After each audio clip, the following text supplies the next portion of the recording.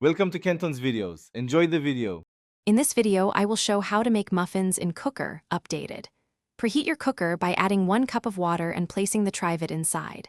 Combine flour, sugar, baking powder, and salt in one bowl, and whisk eggs, milk, and oil in another. Fold wet into dry until just blended, then spoon into liners. Steam on medium for about 20 minutes until tops spring back. Start by measuring ingredients precisely for reliable muffins every time. I recommend 2 cups flour, 3 teaspoons baking powder, 1 cup sugar, 1 egg, and 3/4 cup milk for a balanced batter. Swap 1 3-cup oil for melted butter for richer taste.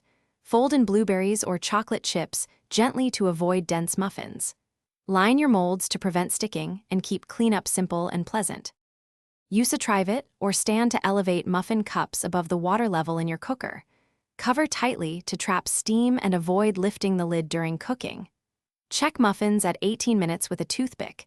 It should come out clean or with a few crumbs.